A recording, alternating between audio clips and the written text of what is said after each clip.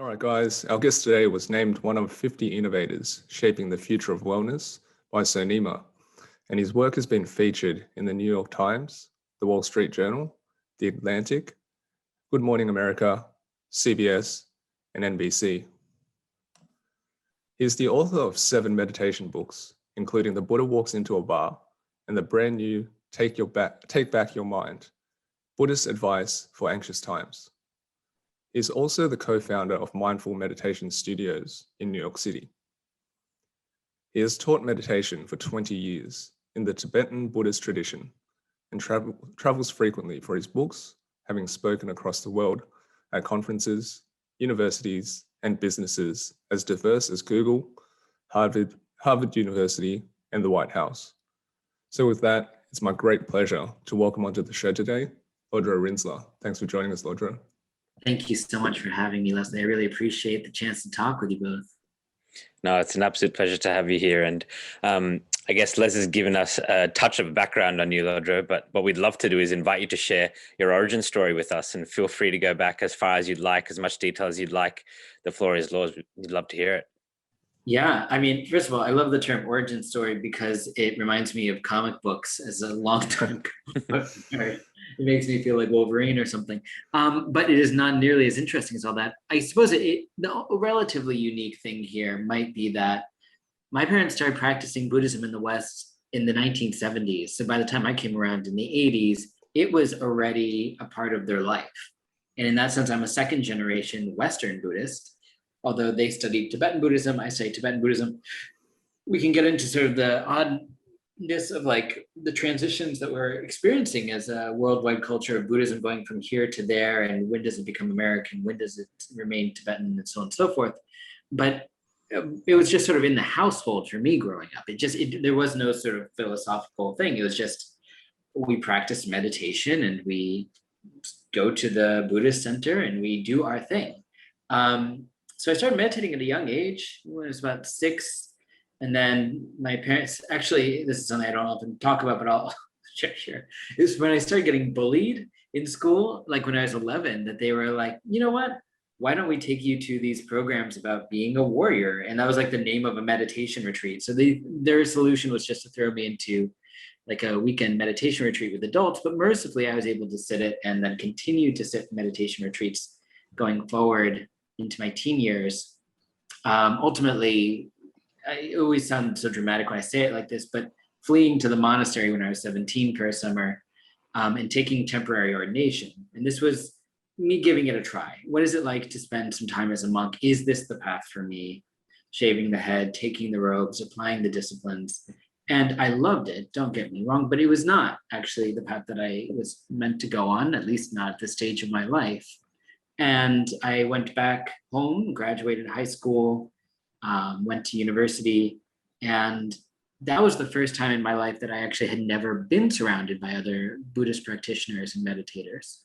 And I reached out, put up posters all over campus because it's like the internet was still becoming a thing to some degree. We didn't have Facebook groups or whatever. And a bunch of people showed up and I thought we were all going to meditate together. And like, so how do we do it? I was like, oh, you guys don't know how to meditate? Shoot. So I started bringing meditation teachers into campus to teach them. And those teachers basically got very frustrated with the long drives and turned to me and said, you've done the prerequisites for a teacher training at this point. Why don't you go get certified to do this yourself? So I started teaching meditation at a very young age when I was 18 years old. I'm 38 now, so it's been 28 years. 20 years. But the path leaving college was one where I sort of bounced around for a while. I was the executive director of a large meditation center in Boston. I was hired to do fundraising for a network of meditation centers. I started my own nonprofit. There are lots of the different steps along the way as I began to build out more teaching roles, and then also wrote my first book, which was called The Buddha Walks into a Bar. And that was still in my 20s, and it really, and sometimes put a young 20 emerging beginning meditation teacher into a bigger limelight than he should have had. But it connected and resonated with a lot of people. It sold over 100,000 copies. And then I started teaching more and more full time and writing more books. Walk Like a Buddha, The Buddha Walks into the Office, Sit Like a Buddha. You can understand the theme here. But all of them up to the current one, which is really around anxiety in our pandemic world, and how meditation can help with that. They've always been about like, can we meet reality in our life as it is and try to apply the meditation principles, the Buddhist principles, to the nitty-gritty aspects of our day-to-day life. So that's sort of the nutshell of what I focus on. These days, I started a network of meditation studios in the city. Those folded during the pandemic. I had actually exited shortly before that, and began running programs online. And that's the main thing that I do. I write and I teach meditation students online. I travel and teach retreats. And that's my role at this stage of things. Thanks so much for sharing, Lodro. And, you know, what a fascinating, you know, journey you've taken, you know, so far. And, you know, what is really interesting to me, you know, myself as well as someone who is a meditation teacher and, you know, a strong practitioner and have been for the last 8 or 9 years only. I love, you know, this, I guess this sense that I get the sense from you that, you know, I guess you say it in terms of it being part of your life and it being quite a you know, quote unquote normal thing, you know, growing up even when you were young. And for me, you know, and many of us who have grown up in the Western world, and we're all in our 30s, and you know, it has always been something that even for myself, you know, around people of Eastern, I guess, descent and around Buddhism and things like this, I've never been exposed too much to it until, you know, until I did, essentially, as a way of managing stress and anxiety. And we can go into that a little bit later as to why I was exposed to it. But I just want to, you know, get a bit more from your point of view as to what meditation was for you, like, you know, and how have you seen it, like, in your life, and has it shifted, you know, regardless of how the external perception was in the world? Yeah, thank you. It's a beautiful question. I appreciate it. It's changed for me, to answer that part of the question. You know, I think many people, and myself included, get into meditation because they're looking for something to be healed within themselves. And I always joke that I don't think like people come to this because they need a new hobby. Like, I don't think that, like, you know, if so, it's a very boring hobby, as you've experienced. You sit there and you're with yourself. And as one of my teachers over time was quick to point out, who's boring you? It's you. But still, you know, it's like we're boring at that point, boring ourselves. But, you know, we come to it because we are having a hard time in some way. And I personally, you know, have always been lucky that it's been there for me when things have really hit the fan. And I've seen other people, I've been able to empathize when other people have come into meditation center I'm running or a place I'm teaching, and they're going through a breakup or a divorce, or someone's died, or it's a job transition or something, that the rug has been pulled out from under them. And they're like, I need to be able to work with my own mind. And that's sort of the inspiration behind this title of the most recent book, Take Back Your Mind, because there is something of like reclaiming the mind and saying, I actually can connect to the peace that's within me. And yes, like that's an important thing to do. The shifting motivation is that at some point we realize that we're not the only ones suffering, and that we look around. And in my experience, you know, in my teenage, early 20s, I started to explore what's known as the Mahayana greater vehicle path of like teachings around compassion, and teachings that are like, well, I mean, sort of, I suppose, a natural evolution for any teenager to stop becoming so self-involved and start to look around and notice that other people are having suffering too. And that was a big evolution for me. And I think a lot of things in the recent years have been, how do I help the most? How do I leverage this short lifetime I have through meditation to impact people in a positive way? And sometimes I fall down on the job, and sometimes I actually succeed. And I just keep evolving and trying to do it the best I can. Absolutely, and a beautiful way to say that. And I think that, you know, even for myself, like when I listen to you, you know, share, you know, your perspective on that. I don't personally follow any particular doctrine. If there's any that I feel the most affinity towards, it's Zen Buddhism, and that's the one that's seen to be quote unquote practical, and you can practice Zen as well as Christianity and whatever it is. It's not so much a religious doctrine, so to speak. But I think that like the end goal becomes clear, like you said, in terms of wanting to move outside of one's own way and then be of service in any context of the human experience. I just think that it just becomes difficult, very difficult for us to get a glimpse of that, at least in the modern world with the plethora of stimulus and complexity that surrounds us.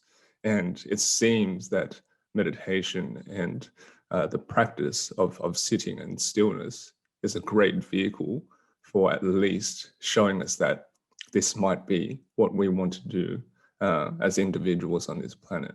And I speak a little bit about the semblance of service in terms of it being a little bit sort of bastardized in modern times as well. You'll see those memes on the internet where someone is helping a poor person on the street with one hand, and he's taking a selfie with the other, that sort of thing, right? And even those sorts of concepts are being taken out of context and used in different ways. And it's just an interesting time, I suppose. And I guess it comes back to your point, like it's such a profound need for us, not necessarily to meditate. This is one way for us to introspect, but to slow down and look inward within ourselves.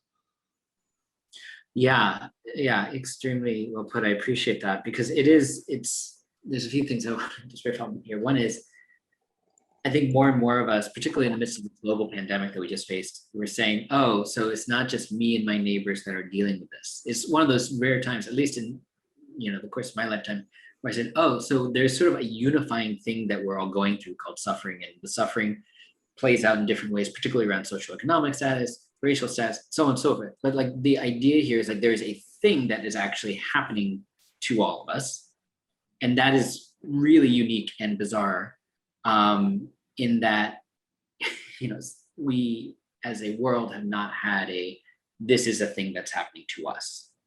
Yeah. And I think more the point I'm making here is actually we're sort of starting to wake up and say, oh, one, it's not just about me and my neck of the woods anymore. It's a global thing. I actually have to start thinking globally, which is fascinating. And then two, I've seen all these people say, well, the old normal wasn't working. Why do we want to go back to the old normal? It wasn't working for so many people. And it reified unjust power systems. It reified divisive structures and biases. Like, this was not working. Is there something new we can do? So I think we're also living in a really interesting time around compassion and people starting to step beyond their own suffering and acknowledging what's been going on for a long time that has kept us mired in suffering. And at the same time, I'm also sort of like, I thought that thing you mentioned about the social media, it's so funny because it happens so often. And it reminded me of this thing that my friend Dev Aujla, who's written a few books himself, this most recent one is 50 Ways to Get a Job, which is not necessarily relevant here, but it is an excellent book for anyone who's interested in that sort of thing. And he has this great thing that he talks about around social media, which is the distinction between proving and sharing. And I think about it nonstop when I'm posting. And it's like, I haven't posted stuff online in a little while, and I'm like, oh, I should. And I was like, should is not a good reason. This is not what I'm going to post. But there's some sense of like, am I trying to prove something about myself? Am I trying to showcase something? Whereas the intention, I want to share something about myself, like an actual genuine part of who I am.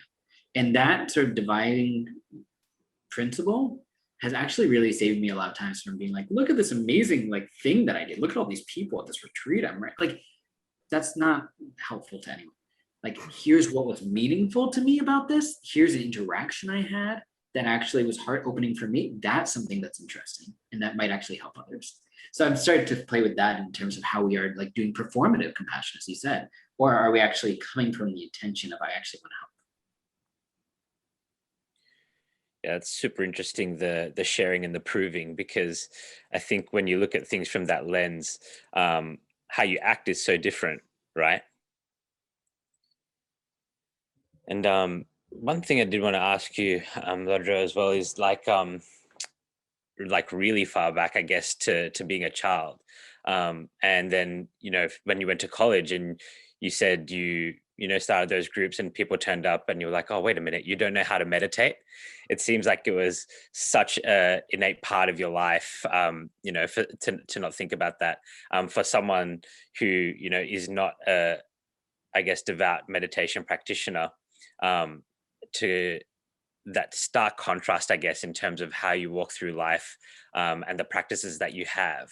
I'm really curious to know what that was like for you, as a child and then college, and how you related to people, and if you noticed things in people that was so different to the way that you and your family operated. I'm really curious about that. So could you share more with us about that, please?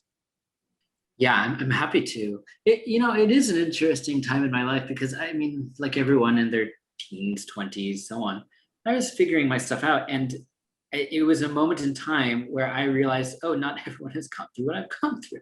And I realized it was like the epitome of A, white privilege, but B, like most people in like entering a college environment and be like, oh, these people think dramatically different than me. They have dramatically different life experiences.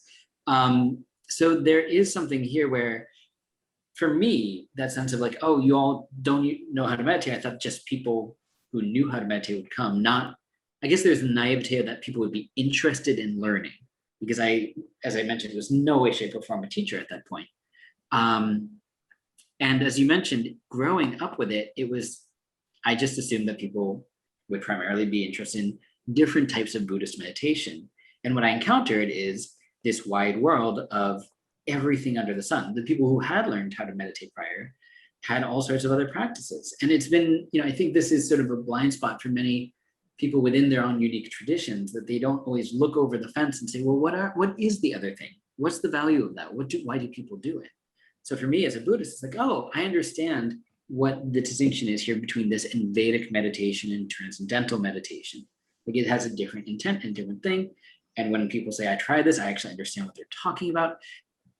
Kundalini meditation, like there's so many different forms. I have a dear friend who's a Jewish meditation teacher. Like there's so many different forms of working with the mind. And until that point, I had no exposure to the other forms of meditation out there. I just sort of thought people did mindfulness. Again, as you were saying, Leslie, it was just sort of like that was the thing that was being served up publicly at that point. And there weren't a lot of people saying, and let me expose you to everything else. So for me, it's always been very interesting, because when I encounter people now, I'm like, yeah, you can try the thing that I offer, and that's great. And I found it very helpful. And if it's not for you, there are other things in the sea. I always joke, it's like someone handed me a violin when I was growing up, and I played violin dutifully, but not well. And at some point got tired of it and put it down, never touched a musical instrument again. I suspect, and I could be wrong, that if someone had said, try the violin, try the piano, try the guitar, I might have fallen in love with something like the guitar and still been playing it today. And I feel the same way around meditation, that not everyone has to become in love with mindfulness or loving kindness or other Buddhist practices. They can try other things. And if that's where their heart and connection is, that's great. Yeah, totally. And I think that, it's such a subtle, but it's a beautiful distinction in, I guess, your, perceptive, discernment as well. And being able to, be like aware at such a young age, I feel like, because, I can only speak from my own experience, and, leading up until, my late 20s, I was a very self-centered, self-focused person, and meditation, as it does, once you practice at a level that I guess is, diligent enough for you to, for it to take some sort of, profound effect on you.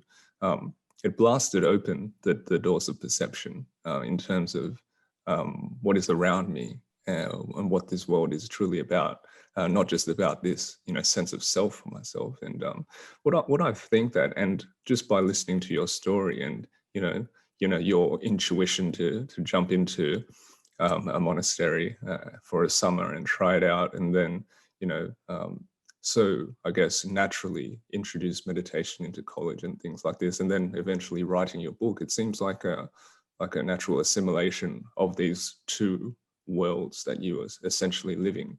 I'd love for you to talk more about your initial series of books and the motivation behind, I guess, the themes, I suppose.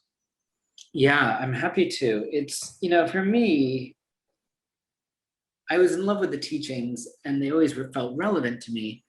But I would pick up books, and again, I was in my 20s at the time, and I would look and I would say, oh, this person is writing a really beautiful analogy, but it's about their divorce. This person's writing a really beautiful analogy, it's about their midlife crisis. And as someone who's in their 20s, I was like, what about my first big heartbreak? What about my quarter life crisis of like, I don't even know what I want to do with my life. And I was looking for that book. I was looking for any teacher that was going to talk about it, and I couldn't find them. And at that point I said, oh shit, maybe I have to do it. And that's how the book was born, if I'm being honest. Like, it was just this sense of, if no one else is having the conversation, I'll try and start it. Not that I'm even the best person to lead the conversation, but I'm at least going to open the door for it. And I've sort of felt like that ever since. It's like, having just written a book on anxiety, I'm very open to this. Like, I still have anxiety at times, but I actually have a lot of tools at this point that help me how to do it. And I'm willing to have a conversation about this thing that no one wants to talk about. So I'm going to write the book. It's sort of like that willingness to be like, let's have a conversation. I've never professed to be like the person at the top of the mountain, to reify an old cliche. I'm the person that's in the weeds with you.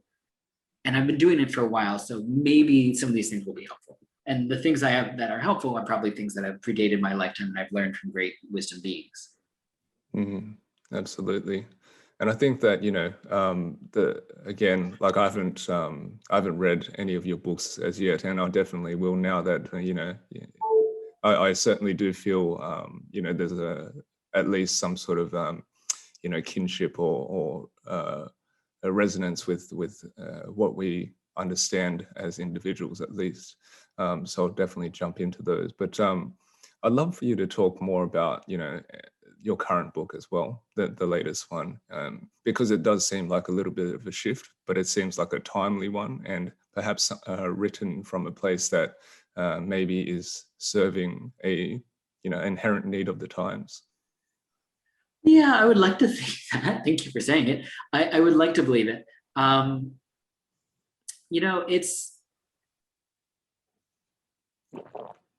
guess I started writing this before the pandemic began and completed it during it. And things, of course, shifted. It sort of completed in the first half of the pandemic to date. And, the thing that I experience more often than not is a deep discomfort of working with the uncertainty of that time. And I think a lot of anxiety comes around with uncertainties. Like, I just don't know what's going to happen on my date, with my job, with my ... And then everything fell out from under us. And I had a lot of meditation students be like, so when do you think we're going to be able to just be done with this? As if I was secretly in the background had been working as, a scientist all along. And I had a really working knowledge of what's going on with the virus. I had, I sort of had to turn to people and be like, I don't know. I don't think anyone knows. And now we have really weird, and again, unique and bizarre, I'll use the term again, opportunity to get comfortable with not knowing, to get comfortable with uncertainty, because there's going to be so much uncertainty in our life, setting aside our current conditions. All the things I mentioned before, like uncertainty around your relationship, uncertainty around your career, uncertainty around a home, a kid, any number of things. This is just part of life. And it causes us so many stories. So many stories arise out of the not knowing. Well, what if this happens at the meeting? What if that happens? Let me go ahead and waste a day spending time telling myself stories about every potential way this could go and make myself miserable. That's anxiety. Anxiety totally. Is that sense of, I'm gonna just tell myself all the stories in the hopes that I'm gonna scratch the itch until it's gone. Of course, for anyone who's scratched the itch, it only gets worse. You know that. So here I've seen so many I'll be shady for like a minute here. I'll allow it. Like I've seen so with the proliferation of meditation and so many people doing it, people being like, meditation for this, meditation for that. Often it's not based in traditional roots. Often they aren't trained teachers and so on and so forth. But it's some sense of like, let's make you feel a little better, as opposed, and that's sort of like saying, let's treat the symptoms. And the practices in this book is like, let's treat the disease. Let's treat like the root of the fact that we all have these stories. Not let's put today's stories to rest for 5 minutes so we can feel some relief from it. Let's go in there, like let's start digging it out from the roots so that we actually can unearth some of the stuff that we don't necessarily, it's not serving us anymore. The tendencies, the habitual ways that we've been holding ourselves in stories about what if this, what if that, it's just, it's exhausting. It's so, I've seen so many people so effing exhausted by their own minds. And it's like the good news is that we can work with our minds. I mean, the better news that's in the book, I'll just spoiler alert, is that inherently that's not who we are. We're not inherently anxious. We're inherently, according at least to the Buddhist tradition, peaceful, calm, awake, open, loving. That's who we are. Can we let go of the stories long enough to discover that? Having discovered that, can we develop more of a relationship to that? That's the interesting thing to me. I think, when I think about anxiety myself, it seems to me like it's persistent worry. And the way you put it there is something that I can relate to as well, right? Which is you scratch that itch of what's going to happen. Right? And I think a lot of us take that approach of thinking, oh, well, I'm just trying to think about it from every angle so that I'm prepared. And then once you realize, I remember hearing Peter Crone say, most of us are walking through life trying to avoid a bad situation that hasn't happened yet. And we do that enough and we're scratching that itch, as you put it. And like you said, it only gets worse because it hasn't happened yet. You're worried about it and there's just infinite possibilities. But once you go down that path, it's a very, very slippery slope that's incredibly slick and hard to climb back out of.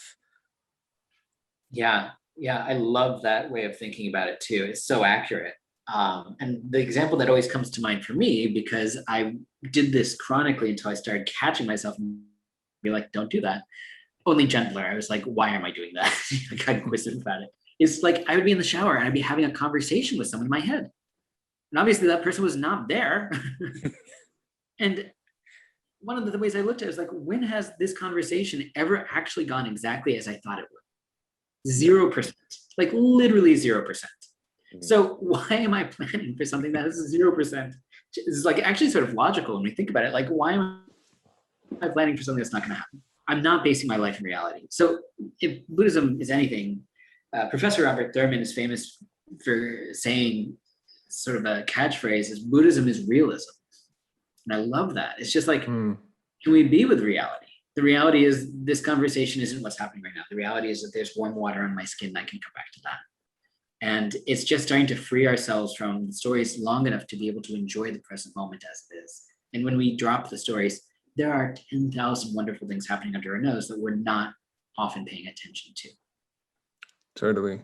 And I think generally, I mean, there's like, if we just look back and, the plethora of like text and, resource that surrounds, this type of inquiry, like a true deep dive inquiry, it's available in so many different forms and guises, in different, like, from all doctrines and all like directions of the world, and it's just wearing different clothing essentially.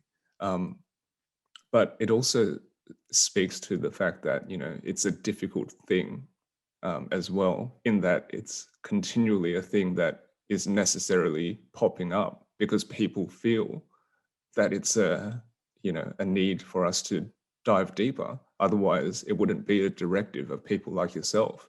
Like I'm also in the midst of writing a book that I guess is down the same road of inquiry. That is a reflection, I guess, on my own personal journey, which is sort of the same thing as what you were saying before in terms of like what births text and creativity and art, in a sense, right? It's based on personal need and an individual's past experience.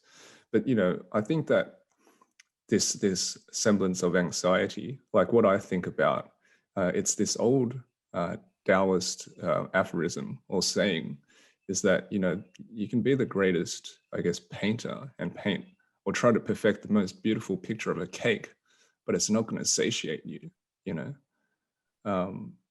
So we can sort of spin our wheels forever, but there is a point in time where, you know, we sort of straddle preparedness and then action. It's like this fine balance that no one can really say for sure, you know, where that is or when you have to do it. It's more of an intuitive understanding on an individual level, I feel.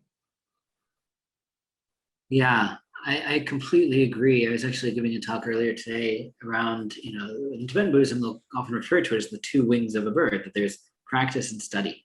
Mm-hmm. And that they sort of have to feed into each other. And for me, it's always been an interesting thing to continue to refine where I'm receiving teachings, who I'm receiving teachings from, and like looking at my own blind spots and be like, what do I need help with? You know, like where am I in this, that this person is offering something that can penetrate a little deeper.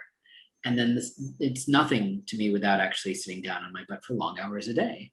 And one of the programs at this point in my life that I'm engaged in is under the auspices of Keelan Rinpoche, who is a wonderful teacher. And he runs something called Shakja, which is a moderated version of a classic 3-year retreat, but it's spread out over 10 years. And it's, you know, sort of retreat heavy, but also just sort of daily practice heavy. And it's wonderful because it means that I'm actually like on my butt for hours a day doing the thing. And at this stage in my life, it's like, this is the thing that no one actually talks about that I probably shouldn't put in a podcast, that like, people are like, how should I start studying? It's like, you can start with 10 minutes a day. And then quickly, you know, within a year or so, you're probably like, well, I could do 20 minutes, I could do 30 minutes. And that, speaking of itches to scratch, like that itch never goes away. It's always like, I could be doing more, I could be doing more. At this point in my life, it's like, yeah, like this is the thing that I have to dedicate myself to, because I actually understand the effect it has, not just on my well-being, on my mind, but like it wakes me up in ways that I can actually be more skillful in my day-to-day life. And that's something that I think we all want to be. I think no one wakes up in the morning and is like, I sort of want to be a jerk, you know, like no one has the impulse, yet we do it all the time. Yeah. So I think, you know, this practice just helps us become more skillful, more loving, more understanding people. Yeah, for sure. And I love the way that you frame it. I think that even as someone who has, you know, practiced all his life, you still yourself openly have a teacher and you're still a student of the practice. And I think that that is like a very key, you know, understanding for the practice itself, in that, you know, if it is a dedicated lifelong practice, and it's almost like a silent affirmation of studenthood for life, you know. And I think that is something that sort of loses its you know, its meaning somehow, like especially when you were mentioning the types of, you know, meditations out there to you know, cure this or cure that, or, you know, serve this or serve that. It's sort of like crossing that, you know, Western bound of you know, even I don't even know where it comes from, right? It's like this whole how do you call, like, master mentality, that you have to bow down to this, you know, particular doctrine in a very specific way, guruhood, you know, all these sorts of like understandings, but it's so counter to that, so opposite, right? Yeah, and I mean, the people that I study with also are continuous students too. Like that's something I actively look for. It's like, oh, who do they study with? Yeah. That's it's funny. Les and I were talking about this. I think it was like That I a couple of recommend weeks people ago. ask if you're going to the studenthood. Yeah, sorry, just something happened with the sound there that it cut a bit. But yeah, Les and I were talking about that, about you know, people who we look to for guidance and that choose to teach. And it actually came about, we were just made an observation about someone, you know, that we're both familiar with, and how it feels like they want to be seen a certain way as a guru. right? And then we were able to compare it to someone else who recently had experience with, who openly shared that they were, a teacher in it with everyone, and how that makes you feel about I guess the advice and the learnings that you're going through with them, right? There's a different level, I guess, of comfortability and sincerity in terms of how it's received, I feel. Yeah, I'm with you. And, I also feel like when I was coming up, to a large degree, you would sit on your butt, and then the teacher would emerge once you've sort of settled down your mind, good and ready to actually receive their wisdom.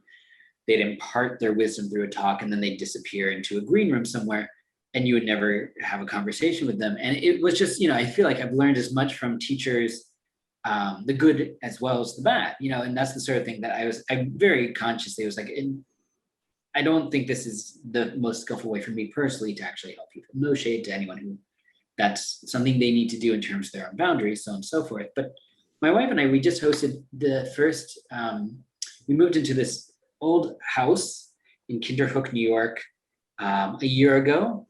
It's on what has been Mohican land, and it's beautiful and wonderful, and we're in some sense just the current caretakers of it. And one thing that we wanted to do here is to actually invite people to practice with us on it. So we hosted our first meditation retreat here, and it was small, it was a dozen of us. And the thing here is like people were staying under our roof. They were seeing me set the table for dinner. They were, having dinner with me. They were interacting. Like I was the person greeting them in the morning, making sure that they got coffee or tea or whatever they needed. Like there's some sense of the role of the teacher doesn't just have to be the person who sits you down and says, here's the hard truth about Buddhism, or tell me about your meditation practice. They can also be the person that's, Leslie, I think you used the word service earlier. Like there's some sense of service involved. Like I'm here to be of benefit to you. And that doesn't just mean I only give you dharma. It's like I also can give you coffee, And I think that's actually like, it's a model that I feel good about at this time. And I wonder if, in talking to my colleagues, I feel like I'm seeing more and more of that. It's like, we're here to host people. We're here to be with people. We're not here to sort of put ourselves above anyone. Yeah, for sure. I think that that Dharma and coffee piece is a nice, it's going to be a nice internet meme or something like this. We're probably going to clip that out for sure. But I think that, yeah, totally. It sort of speaks to, this, I guess, this guise of comfortability and knowing that you were talking about before, Lodro, like, our incessant need to know or pretend like we need to know. But like you said, like, this whole pandemic period has sort of told us that, look, we all don't know, and it's okay that we don't know, because not knowing is part of the human experience. Yeah. And it's sort of like, it reminds me of like a couple of stories, One is like, the Wizard of Oz, the great and powerful Oz, behind that curtain is just this sweaty old man pulling the levers, and that's so indicative of what it truly is. We can have like this external facing guise of guruhood, of all powerfulness, this whatever it is, but behind the curtain you're just like you and me. We're all the same in that regard, right? And I think that my own personal experience in the Zen Buddhist monastery, which I stayed in as well, is sort of indicative of this. My, Western raised frame of mind, going in there, asking the monk to teach me, bestow upon me your Zen Buddhist wisdom, and he was just like, maybe later, or maybe not, and only days into my stay with him, I realized that he was teaching me simply through his actions, and just showing me that he's living Zen, in every respect, and with every breath that he takes, every step that he takes. And that was the greatest and most profound teaching I've ever experienced in my life, and it was nothing about him sitting us down and saying, hey, you got to read this sutra or chant this or that many times, or anything like this. It was simply through a guise of essentially role modeling. And to my sense of it, that's like true leadership, the last example that I could probably think about is, the founder of the martial arts discipline, judo, Master Kano. He's like, I think that at his deathbed, he requested that his students bury him with the white belt, to symbolize continual studenthood. This is the founder of the martial art, obviously the Grand Master, and he's able to have that sort of, and I think that is the most beautiful gift that he would have bestowed upon his students and that particular discipline. That's a beautiful story. I had never heard that before. I really appreciate you sharing it. And it's, I think, something for us to aspire to. That's that continual studenthood. And I think the flip side of this, which is interesting to me, is that it's like one of the things that meditation teachers, any type of teacher, I imagine, has to deal with is the projections of students, right? So I can imagine someone in that room being like, no, we can't give them the white, this is so disrespectful. Like, no, like this is the Grand Master, we can't do, like, just people's own projections of what should happen, what that person should be like, so on and so forth. And that sense of continuous studenthood is like, well, I'm still learning. Can we all be learning together? So my thing that I've been thinking about, because I think for many years I was like, I just want to study with the person at the top of the mountain. What I've realized in the people that I study with is that they are further up the mountain than me, and they understand some of the view of what it looks like from up there, but they're walking up all the way, and I'm coming up behind them, and I can also help people who are coming up behind me. Yeah. And that sounds beautiful and organic and real to me, as opposed to a lot of projections of like an infallible human being that should not ever say the wrong thing or do the wrong thing or whatever. It's like, we're humans, we make mistakes, we learn even then. And that sense of natural studenthood is, 360 degrees in that regard. Yeah. I think with that analogy, it's like, the person ahead of you is still walking. They're not sitting at the top waiting for you to, come and, ask them for the wisdom, right? Like the person in front of you, whether they're in front of you or behind you, they're still walking. And realistically, they're going to be continuing to walk until they're unable to, I think. So. Yeah, well put. One thing that has been swimming around for me, I guess, since it's been mentioned quite a few times today, is this whole part of not knowing, and a penny kind of dropped for me, which was like that we haven't ever really known anything of how it was going to turn out, but there's been a lot of good that's happened in all of our lives, where we tend to focus on that other part and try and project into the future about what's going to happen. And it's you've got this comfortability, I feel, about you, Lodro. I can't quite put my finger on it in terms of words, but of how you view that uncertainty of life. But talking about this now and how we have these views of infallible leaders and things like this, I'd love to know how you yourself are dealing with the anxiety of just everyday life and the things that you feel anxious about, especially having written this book, because there is definitely this, as I said, this comfortability that I sense. But I want to ask a question because I'm just really curious about it. Yeah, no, it's certainly an interesting one. Am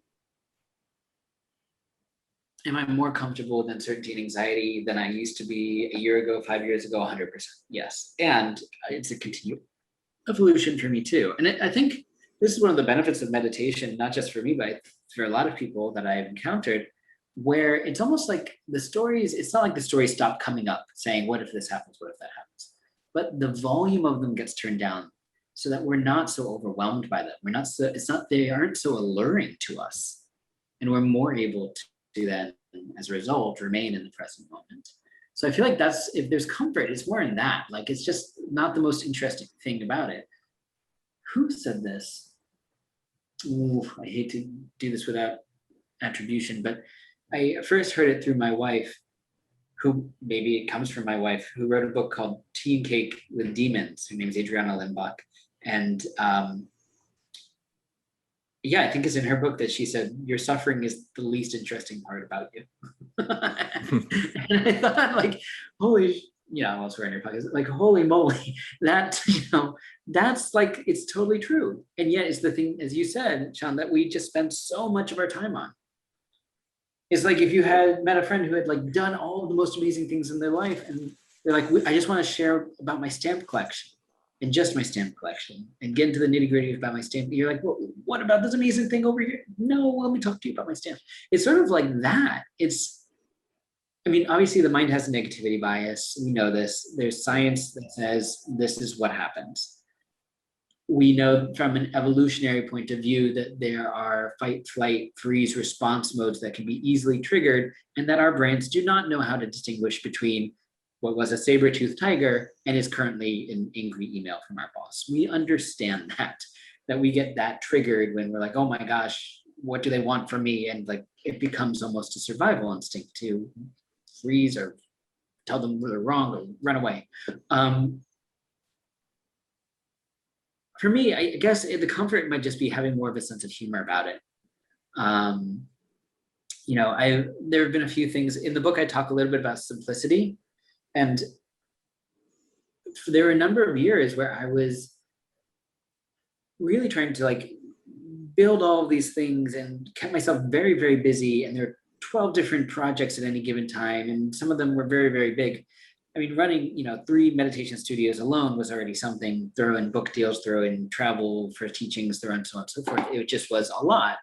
And I was like, how ironic is it that I'm running around telling everyone to, calm down when I am creating so much chaos for myself that I can't help but be anxious about any part of it. Like I realized at a certain point, like I needed to simplify it for myself. And I read in the book, like for me, part of that was leaving New York City, being upstate. Part of it was like being a little bit more boundaried around what I take on and what I don't take on, and starting to look at my life with a sense of discernment. What aspects of my life do I want to cultivate? Because I actually think they're leading me to that sense of peace, to that sense of awake. And what parts of my life do I need to cut out more so that I am not so easily overwhelmed, so that the volume of the thoughts can go down? So I think there's like one part, the practice is slowly working on me. One part, the things we learn from the practice, if we apply the discipline all through on them, they can actually sort of shift our life in a direction where there's just, we ourselves are causing ourselves this anxiety, if that makes sense. Sure. No, Les, go for it. Oh, sorry, mate. Yeah, so I was just going to say, I mean, I really, I guess, resonate with, that line of inquiry and that way of presenting it, just because I guess like I've got a, meditation program as well online where I basically teach the first step of, turning down the external volume to then enable ourselves to, potentially turn up the internal volume, because and I think that, it's interesting to hear from someone in the States, because it's one of these things, right? We live in the Western world where we're in Sydney, Australia, but I also understand that it is such a vast difference in terms of the extremity of how it is lived and like projected in America, that I cannot fully understand as someone who has not, lived there and experienced that for an extended period of time. I personally sort of feel like a little bit, fortunate in that regard, in that our external noise, although it's like a, noisy little cousin who's like trying to copy the older cousin out there, it's not as loud or as boisterous or extreme in those ways. So I think, again, it sort of speaks to maybe it's I won't say that it's a necessity, because I can't project necessity onto anyone, right? It's just my perception of what it looks like as an observer. But I suppose what I'm trying to say is that it's just interesting for the practices such as meditation and mindfulness to be, sprouting and, pushing their heads out from underneath the ground and like, emerging, all around the world and becoming now again like another, quote unquote industry for people to attempt to leverage from. And to me as an observer, it just shows an inherent need of the time, I suppose. Yeah. I remember many years ago, I was asked to interview a bunch of people for this online conference, and one of them is someone who became a friend and a colleague, David Gallis, who wrote a book called Mindful Work. And the topic, not surprisingly, was his book. And the book was based on the influx of like meditation teachers and companies going into the workplaces, all sorts of workplaces, offering meditation. And, you know, I said, listen, he's a journalist. I think you have a critical mind. Like, you tell me, like, is this a good thing? Is this a bad thing? Are there people who actually know what they're talking about going into these companies? You know, are they stripping mindfulness away from its roots in Buddhism and just, you know, appropriating it in that way? And he looked me in the eyes and he goes, Lodro, the Dharma can take care of itself. And I love that. And it's like the Buddhist teachings can just, they do take care of themselves. Like when we all have our innate BS detectors. We know when someone's being authentic with us. We know when someone is trying to sell us a bill of goods.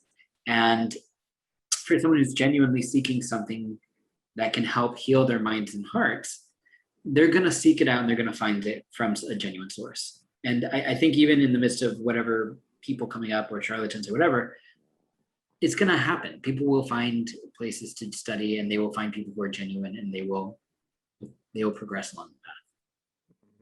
Absolutely.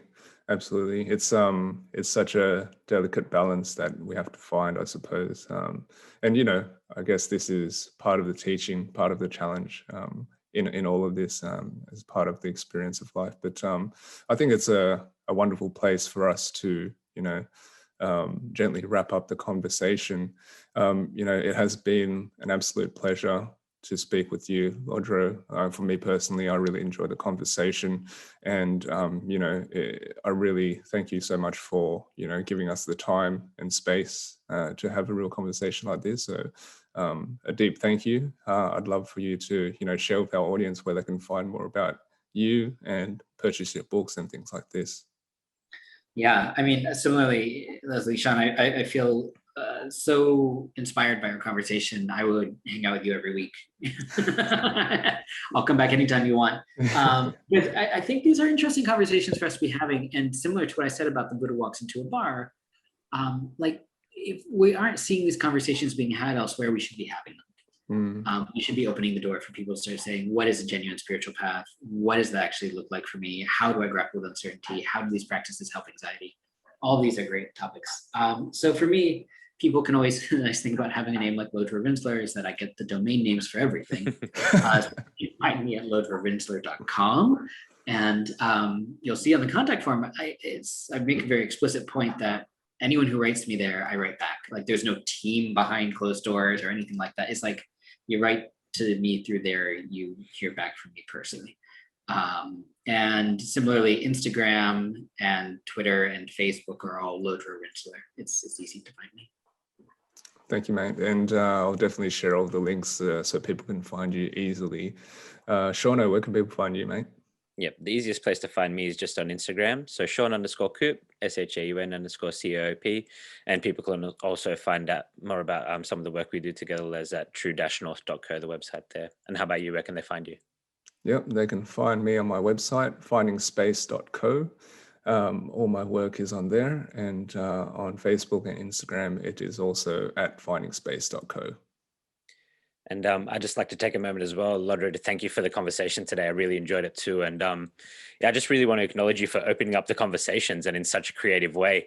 I'm going to be checking out your books too. And I think it's such an interesting way to explore things, to open up the conversation and actually have that conversation. And that's what I really enjoyed about today too. So I would implore people that are listening today to share this conversation with people that they care about. You know, some nuggets there for sure. And just with a friend or a colleague or someone, just share it out with one other person. That's how we grow the podcast. And we'd love to get this conversation in particular into some more ears. So until next time, guys. See you guys. Thank you.